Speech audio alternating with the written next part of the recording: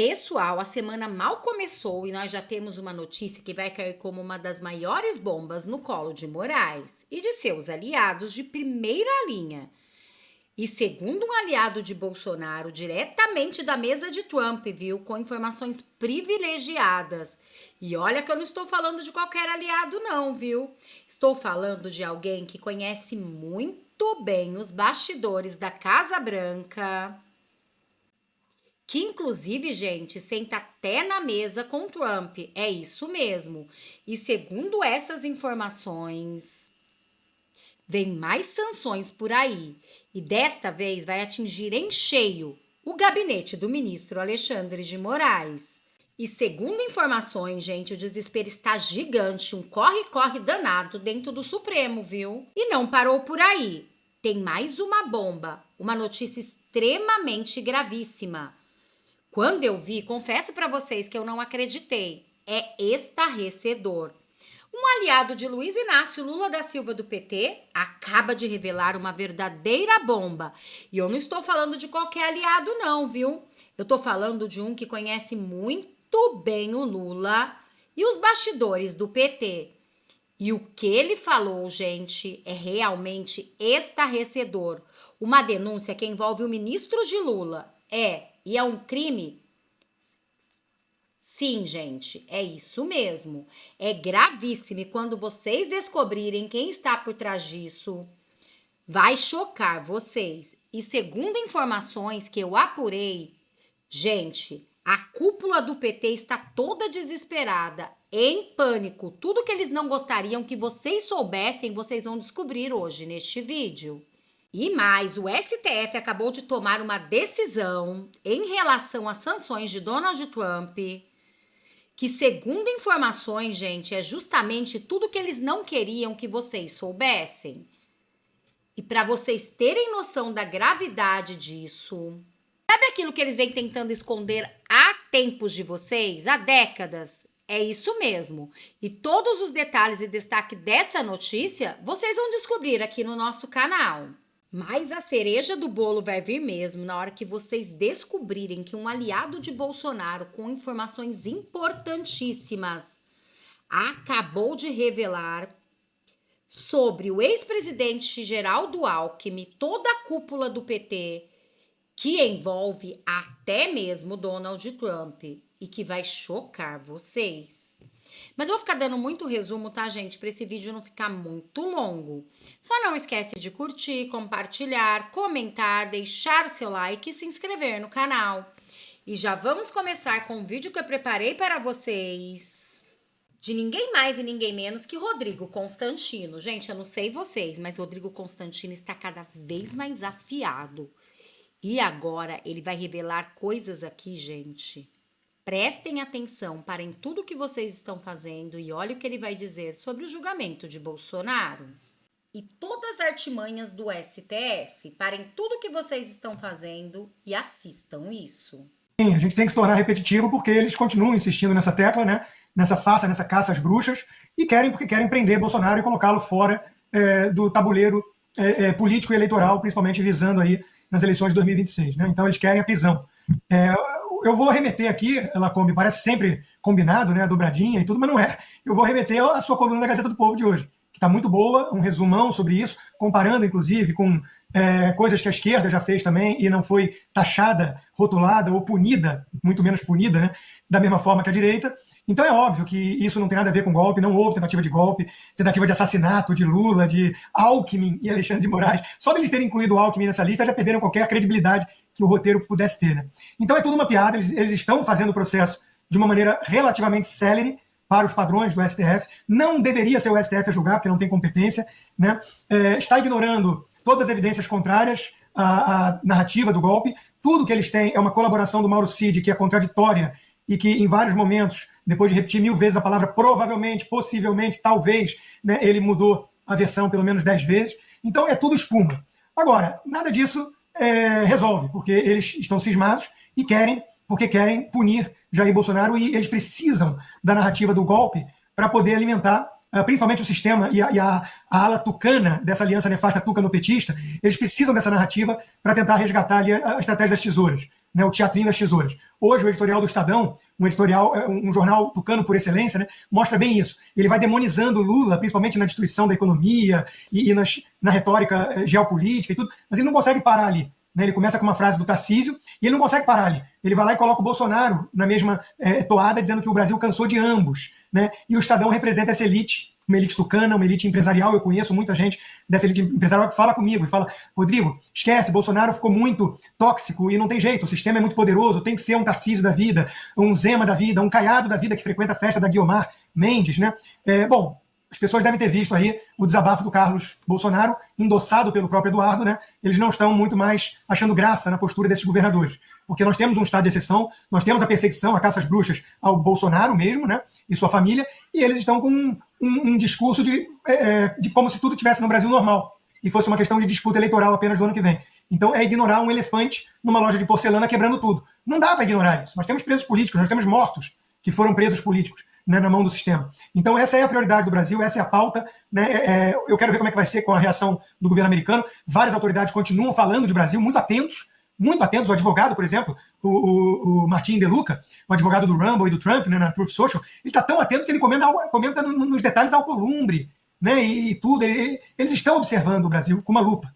E eles não vão permitir que continue a caça às bruxas e venha uma volta do Teatro das Tesouras. Então vai ser muito curioso acompanhar os próximos capítulos dessa novela, porque o sistema quer porque quer acelerar esse processo e prender o Bolsonaro por uma tentativa farsesca de golpe. Né? Eu conversava com um jurista, por exemplo, que me apresentou um parecer técnico item a item das acusações, concluindo que tem que ser absolvição integral, e ele me confessou: eu não suporto o Bolsonaro, eu não gosto do Bolsonaro, mas eu preciso ser técnico no parecer jurídico, né, como jurista. Então, essa é a postura de qualquer pessoa séria nessa história toda. Mas o sistema vai ligar para isso? Não a primeira turma. A primeira turma está muito investida, né, com a cumplicidade ao Alexandre de Moraes para recuar agora. E o que vai fazer o governo americano? Vai dobrar a aposta também do lado de lá. Então, vai ser um momento muito interessante de acompanhar o Brasil, porque novas leis Magnitsky podem estar no radar aí, né?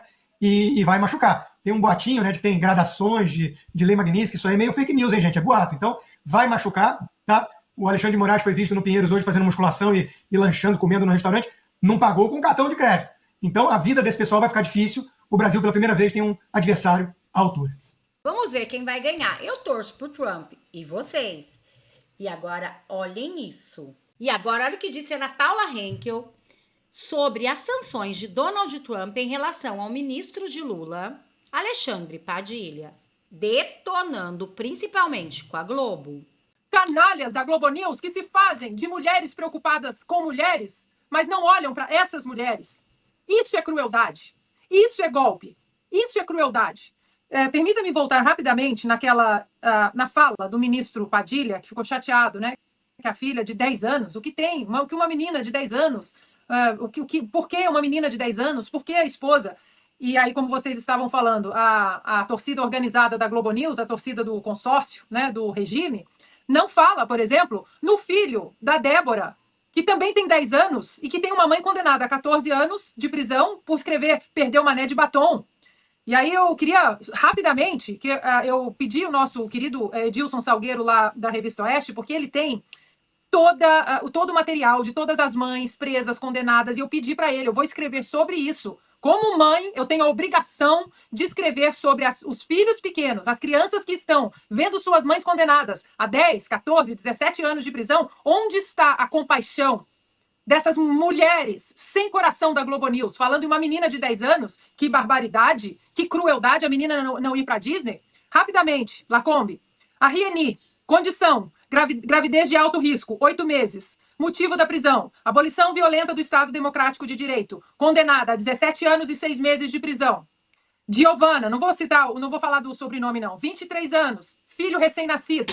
Ré por crimes semelhantes de abolição violenta do Estado Democrático de Direito. Situação: aguarda julgamento. Juliana, 34 anos. Filhos: Davi de 9 com asma severa e Eva de 7. Motivo da prisão: abolição violenta do Estado de Direito, golpe de Estado. Condenada a 17 anos de prisão. Segue presa. Ana Flávia, 37 anos. Filhos: Isaac Daniel, 7 anos. Acusada de incitar a participar de depredação de prédios públicos. Situação: condenada a 17 anos de prisão. Segue presa. Jaqueline, 40 anos, filhos, Isabelle, de 10 anos, e um menino mais novo, de 7 anos. Motivo da prisão: participar da invasão e depredação. Situação: condenada a 17 anos de prisão, segue presa. E a lista é enorme. Então vocês, canalhas da Globo News, que se fazem de mulheres preocupadas com mulheres, mas não olham para essas mulheres. Isso é crueldade. Isso é golpe. Isso é crueldade. Peço até perdão por me exaltar um pouco, mas é que na situação de mãe é muito difícil ver. Realmente, na situação de mãe é muito difícil ver isso. E agora prestem atenção. Moraes acaba de dobrar a aposta, na verdade triplica. E manda recado para Trump? É isso mesmo. Olhem só a audácia do ministro. Alexandre de Moraes, não há menor possibilidade de recuar. Foi dito por Alexandre de Moraes, mas para quem, onde? Já vou te contar. Em entrevista a um jornal gringo, o The Washington Post, que foi publicado hoje, tudo isso, tá bom? E aí, assim, a matéria é grande, tem várias linhas, eu vou destacar aqui algumas para vocês, porque ele disse que não tem a menor chance de recuar 1 milímetro sequer das decisões, mesmo diante das sanções dos Estados Unidos. E aí disse que o Brasil... cadê? Tô mexendo aqui. Tá, deixa eu usar aqui o meu espelhamento, ó. Que aí eu consigo... Pronto, sucesso. Aí eu consigo dar um zoom. O que ele disse? Faremos o que é certo. Vou destacar só uns trechos aqui para vocês, tá? Faremos o que é certo, receberemos a acusação, analisaremos as evidências e quem tiver de ser condenado, será condenado. Quem tiver de ser absolvido, será absolvido. Um outro trecho que me chama a atenção, é que a matéria explica tudo mais, esse cenário do julgamento de Jair Bolsonaro marcado para o dia 2 de setembro. Bom, aqui, entendo que para a cultura norte-americana é difícil compreender a fragilidade da democracia, porque nunca houve um golpe de Estado nos Estados Unidos. Ou seja, está dizendo que os norte-americanos não sabem o que é sentir isso, visto que eles não viveram isso. Porém, o Brasil teve 20 anos de ditadura sob Getúlio Vargas, outros 20 de ditadura militar, mais de 20 até, né?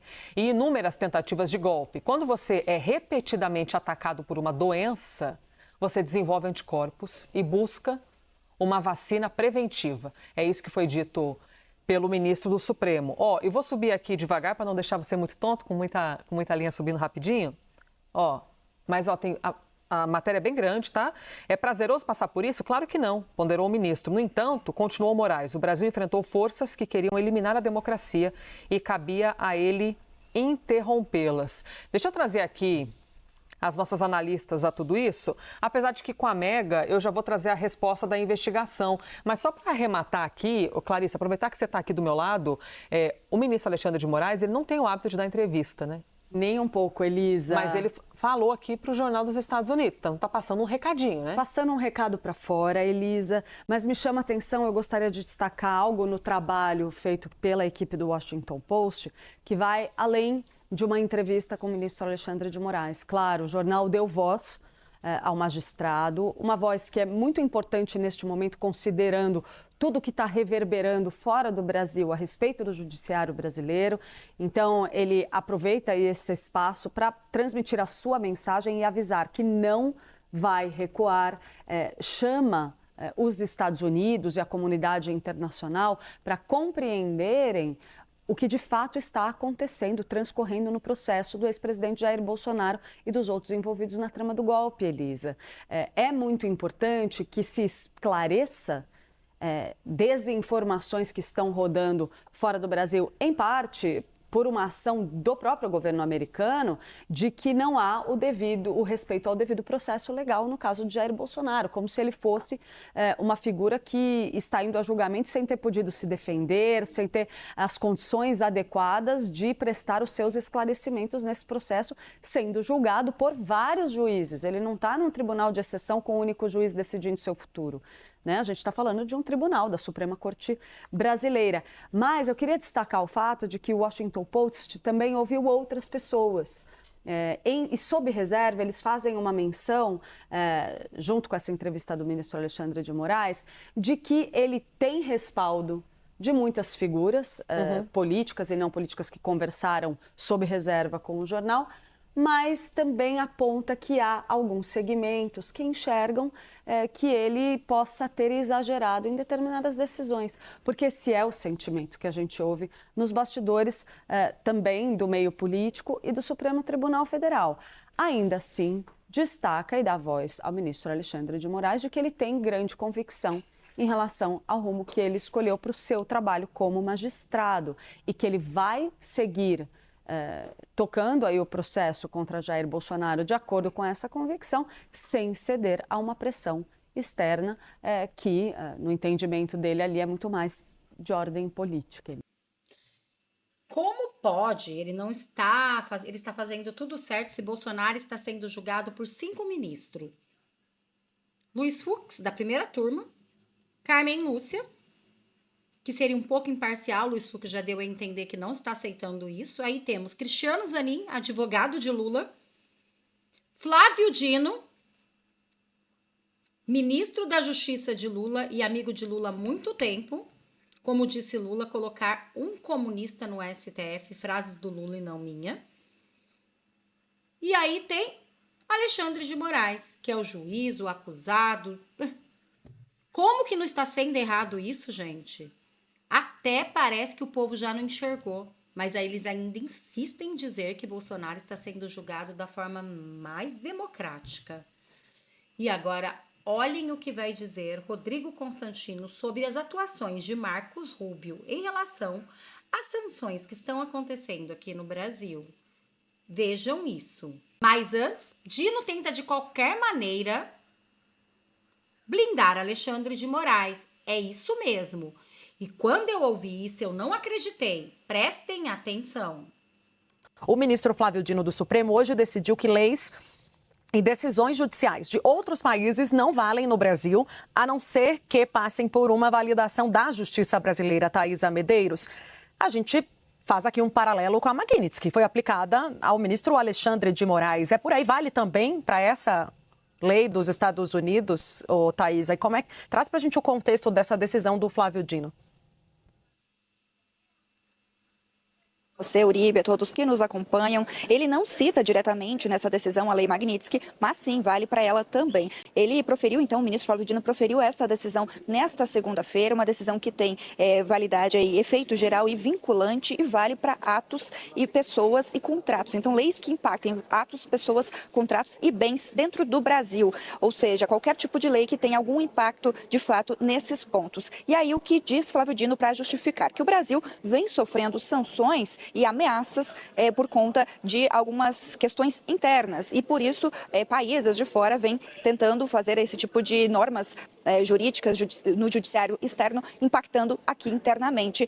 E aí ele diz o seguinte, que elas buscam impor pensamentos a serem apenas ratificados pelos órgãos que exercem a soberania nacional. E agora a justiça brasileira precisa homologar todas as decisões das justiças estrangeiras que impactem aqui dentro do nosso país. E agora, olhem o que disse Rodrigo Constantino. Merecido, né? O secretário Marco Rubio é anticomunista até o último fio de cabelo, ele é descendente de cubanos, ele conhece bem o inferno da ilha presídio caribenha, né?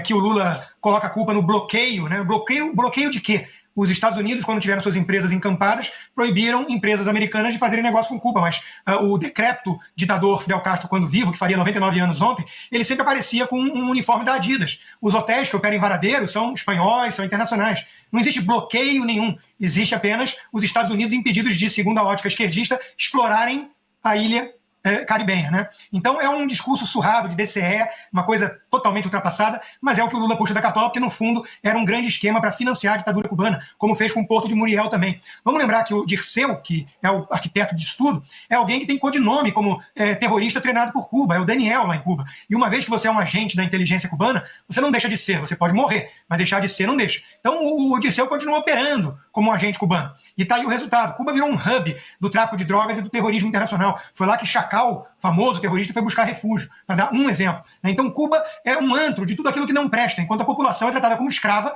mais de 11 milhões de escravos, e tem gente que fala, mas o Mais Médicos beneficiou milhões de brasileiros. Questionável, o Brasil tem como suprir isso, é até ofensivo para com os médicos dizer que eles não queriam ir para lugares isolados, e daí precisava de gente que não tinha formação adequada e não aceitava fazer o revalida, né? Mas era uma questão de escravidão. Eles ficavam com, no máximo, 25% do salário. Você também pode alegar que as plantations tinham alta produtividade, tantos hectares plantados e tal, né? Mas e aí, alguém vai aplaudir o sistema de escravidão? Veja, não precisa acreditar em mim. Vamos ver o que dizia aquele que chamou o Lula de bonitão na sua entrevista à Band, que o Lula exigiu que fosse ele, o que ele dizia antes, Reinaldo Azevedo, na Veja. A ilegalidade escancarada do Mais Médicos e o tráfico de carne humana. Isso era quando ele denunciava o país dos petralhas, não quando ele era o maior tiete do país dos petralhas, né? Então, de novo, Mais Médicos é uma operação para financiar uma ditadura terrível. Qualquer outra coisa é discurso enganoso. E agora, parem tudo que vocês estão fazendo e vejam essas denúncias gravíssimas de um aliado de Bolsonaro diretamente dos Estados Unidos. E o que ele vai revelar aqui é estarrecedor. Envolve Lula, o ex-presidente Geraldo Alckmin. Prestem atenção. Porque a imprensa, ela é a grande culpada do povo não saber quem é Lula, quem é as Farc, quem é o Comando Vermelho, quem é PCC. Isso porque eu não estou aqui ainda elencando e somando a esse problema Hamas, Hezbollah e Al-Qaeda. Falando nisso, nós comentamos ontem sobre o vídeo do STF. Vocês viram o sinal que o Flávio Dino fez? Sim. Provavelmente Flávio para Dino... o Luiz Fux, né? Se referindo ao Luiz Fux. Ou você acha o Luiz Roberto? Ao Barroso, você acha? É. Não, eu não vi essa parte. Tem como deixar esse vídeo preparado? É que se termina a sessão, o Luiz Roberto Barroso dá um chiliquito, que baixa assim, como você está há muito tempo na Itália, chiliquito é a mistura de chilique com faniquito. Ele discute com o Fux, ele levanta, está encerrada a sessão e pá, baixa o laptop assim e se retira. Priscila Rainha Deserto. Aí a gente vai manter a imagem, ela vai abrindo assim, vai pegar aqui do canto direito, depois tem o detalhe. Olha lá, olha o Flávio Dino, olha lá. Maluco. Olha lá, ele baixa lá. Aí o Flávio Dino tá maluco. Eu não sei. Calma aí, volta aí. Olha lá, o Flávio Dino, ele tá Digam maluco. no chat aí, vocês acham? Volta do início, deixa eu rodar. Mas ele não tá falando assim, depois... Não. Ele gira na cabeça. Olha lá, ele fechou, saiu boladão. Olha lá, reclamando ainda. Aí o pessoal vai comentando. Quando você gira perto da cabeça, é maluco. Ali, ó. Olha lá, ó, tá maluco. Agora, eu queria que o chat opinasse. O gesto foi, pessoal, em relação ao comportamento do Luiz Roberto Barroso, presidente do STF, ou em relação ao Luiz Fux? Tem minhas dúvidas, sabia? A gente falou... O Flávio Dino não é do time, digamos... Ainda que o Fux fique lá e cá, o Flávio Dino é do time do Barroso, não do time do Fux.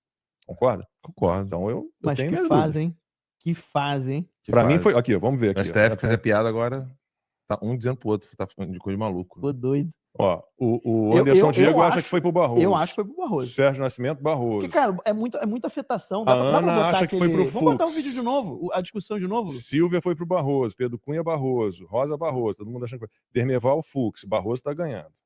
Porque é muita afetação. Tem como botar aquele vídeo de novo? Tem um outro vídeo que eu pedi aqui. Então põe aí. Barroso tá ganhando bem. Porque ele fecha assim, está encerrada a sessão. Pá. E sai... Ele fecha assim, tipo... drama, né? Sai pela tangente. Drama Queen, que chama aqui, né? Drama Queen. Caramba, mas tá dando mais Barroso. É o Barroso da mais. Adnan foi pro Boca de Veludo, Renato Euler foi pro Fux, Lorival Barroso. Ana Tereza acha que foi pro Fux. A Ana Dege acha que foi pro Barroso. A Rosana Ábido pro Fux. O Ellen pro Barroso. O Renato pro Fux. Agora tá dividido. Agora tá dividido. Só perguntando pro Agora, você falou do Lula aí, eu queria chamar a atenção do pessoal logo no início do programa, a produção já está com o vídeo pronto aqui. A culpa da imprensa brasileira em reconstruir o Lula, e nós estávamos na situação que nós estamos hoje, é 100%. Eu e o Max, nós assistimos algumas vezes, não foi uma, duas ou três, foram várias. O Paulo Francis 2 vezes no Roda Viva, dizendo claramente quem era o Lula, detonando a esquerda. O Paulo Francis, inclusive, numa das entrevistas, a Constituição brasileira tinha 92, foi 88, 89, 90, 99, 4 anos. A Constituição tinha 4 aninhos, né, promulgada, e ele já estava falando que era uma Constituição porcaria, ele chama de Constituição Frankenstein. Ele criticando duramente a Constituição, criticando duramente a situação econômica brasileira, dizendo que o Brasil tinha que ter como modelo econômico os Estados Unidos, elogiando aquele grande economista, putz, agora tá com o nome na ponta da língua, Roberto Campos, falando que o Lula era um completo desequilibrado, incompetente, e já naquela época, 92, a imprensa toda babando do Lula, Olha esse discurso aqui que é raríssimo do Lula, que quase ninguém divulga. Bota aí, produção, por favor. Lula falou sobre democracia e socialismo no grande comício de São Bernardo do Campo. Não adianta ficar metendo o pau no socialismo alemão ou no socialismo chinês. Em primeiro lugar, porque nós nem somos alemão e nem somos chinês, nós somos brasileiros. E nós queremos construir o socialismo brasileiro. É um socialismo adaptado à nossa cultura, adaptado à nossa forma de organização. Não adianta dizer que em 70 anos o socialismo provou que não é bom. Isso que o Lula está dizendo é literalmente o que está escrito no texto. E agora, a produção, bota no Google e coloca assim: Ede Sader, maoísmo. Eu acho que já vai aparecer. Ede Sader, maoísmo. Tu viu que ele disse claramente, né? Nós temos que criar e adaptar a um socialismo brasileiro. Nós tem, né? Nós somos, nós tem. Nós tem, tem isso também. Mas coloca aí, esse texto aí, ó, os ensinamentos de Mao Tse Tung e a guerra revolucionária no Brasil. Ede Sader, não confundam com Emi Sader, que também é petista. O Ede Sader é um dos fundadores do PT. Desce ali, produção, se não me engano, no segundo parágrafo, o texto é de outubro de 68. Ele está contando ali como que os marxistas estavam errando no Brasil. Lembre-se, o texto é de 68, 1968.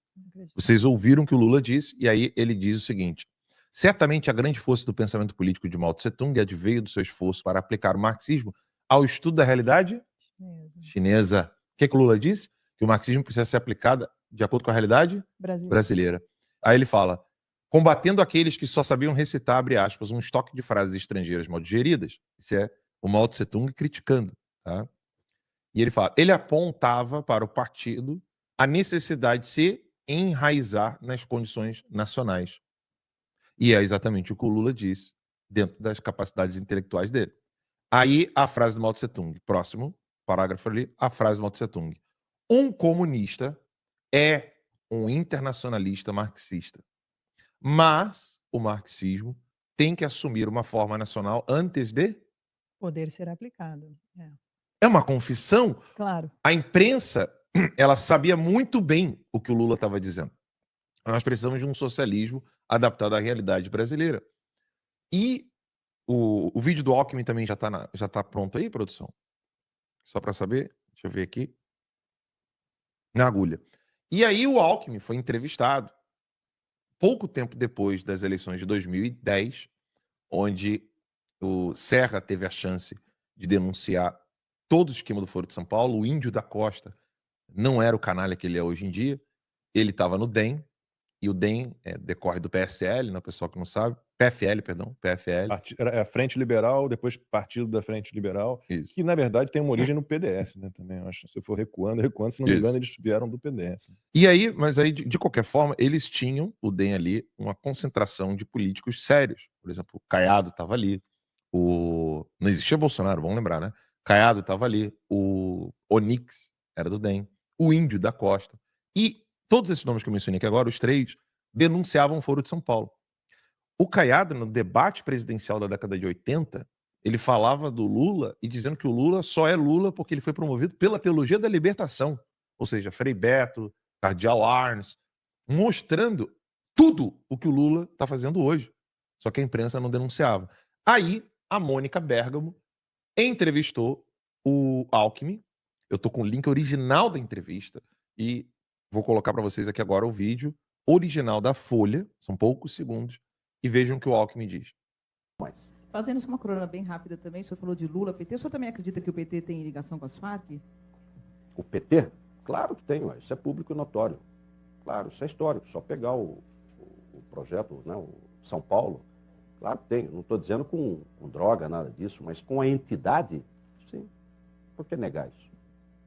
Com o Comando Vermelho? Não. O vice do Serra chegou a sugerir isso lá no Rio de Janeiro, o Índio da Costa. Olha, eu não tenho detalhes disso. Com as Farc, isso é coisa antiga, pública. Não vejo nem razão para negar isso.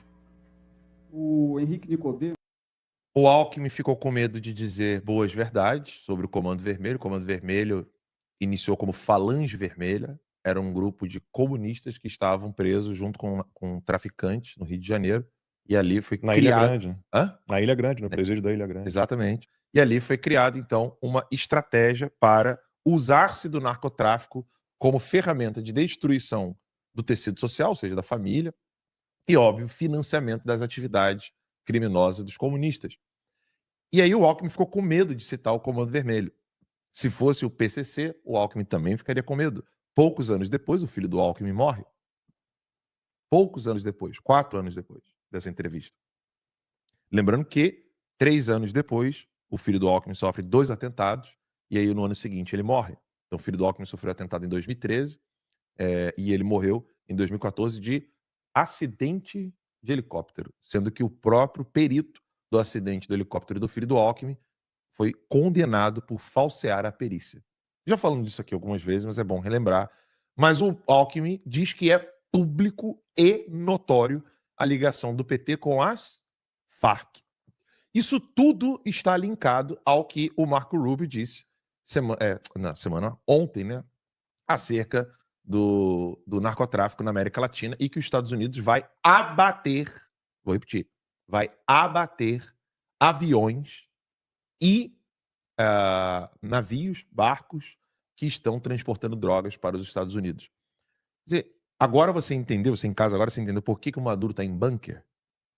Ele gritou, falou, vem, cobardes, cobardes, vem, Trump, que não sei o quê. Agora está em bunker, porque os drones dos Estados Unidos já chegaram lá. O Maduro está em bunker, escondido como um rato. Tá que nem o Ali Khamenei, lá enfiado no buraco, lá embaixo no Irã. Eu ganhei a guerra, tá lá o cara, lá no submundo do subsolo. Gente, as denúncias são gravíssimas. Vocês sabiam disso que trouxe Alan dos Santos? Deixa aqui nos comentários, vocês concordam com ele? E agora, olhem essa notícia. STJ decreta sigilo sobre notificação de ação contra Moraes nos Estados Unidos. O presidente do STJ, Herman Benjamin, decretou segredo de justiça sobre a carta rogatória enviada da Justiça dos Estados Unidos ao Brasil, para notificar o ministro Alexandre de Moraes do STF sobre o processo movido contra ele na Flórida por Trump Media e Rumble. As empresas acusam o ministro de violar a jurisdição americana ao ordenar que as empresas bloqueassem perfis de usuários existentes nos Estados Unidos e de cidadãos americanos, além de exigir que guardassem dados pessoais e interrompessem monetização de suas contas. A carta rogatória é um instrumento jurídico utilizado para solicitar cooperação entre o judiciário de diferentes países. O objetivo é permitir que um tribunal de um país peça a justiça de outro país, que pratique um ato processual como ouvir uma testemunha, citar, intimar ou notificar alguém que está no exterior. Os advogados de Trump Media Rumble alegaram que Moraes devia ter usado esse instrumento para atingir os usuários em solo americano. Assim, a ordem seria antes analisada pela Justiça dos Estados Unidos, que validaria ou não a determinação do ministro às empresas. A carta com a notificação do ministro foi autuada nesta quinta-feira. Na corte, nesta sexta-feira, dia 15, além de ter decretado sigilo, Herman Benjamin incluía a União como parte interessada na prática. A Advocacia Geral da União, AGU, responsável pela defesa jurídica de órgãos públicos federais, como o STF, pode atuar no caso em defesa de Moraes como sigilo. Não se saberá como a AGU se manifestará no caso. Mas a AGU não é para defender o Estado, advogado do Estado? Então, Alexandre de Moraes é defendido com o nosso dinheiro. Felizmente é isso, gente. E agora, olhem isso. Estados Unidos avaliam sanções contra assessores de Moraes. Deputado federal licenciado Eduardo Bolsonaro articula as punições em território norte-americano. Documento entregues recentemente pelo deputado federal licenciado Eduardo Bolsonaro, autoridades dos Estados Unidos puseram assessores do ministro Alexandre de Moraes do STF sobre análise. De acordo com a informação do jornal O Globo, a administração de Donald Trump estuda a possibilidade de aplicar sanções como, por exemplo, a revogação de vistos.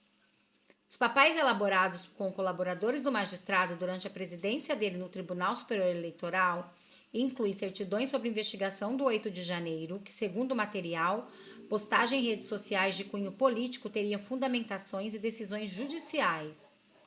A autoridade dos Estados Unidos trataram as informações como graves. Na avaliação de Eduardo, as informações foram tratadas como graves pelos norte-americanos que cogitam usar o conteúdo para justificar sanções contra atuais antigos integrantes do gabinete de Moraes, tanto no STF e no TSE. No fim de julho, o ministro foi atingido por sanções financeiras impostas pela Lei Magnitsky.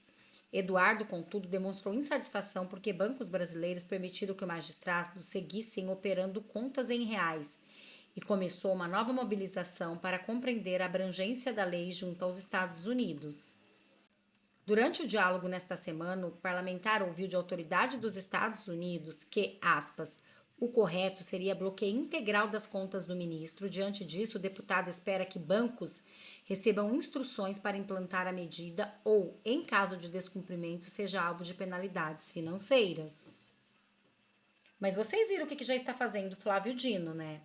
E agora, olhem essa notícia aqui gravíssima envolvendo Luiz Inácio Lula da Silva do PT, o governo Lula.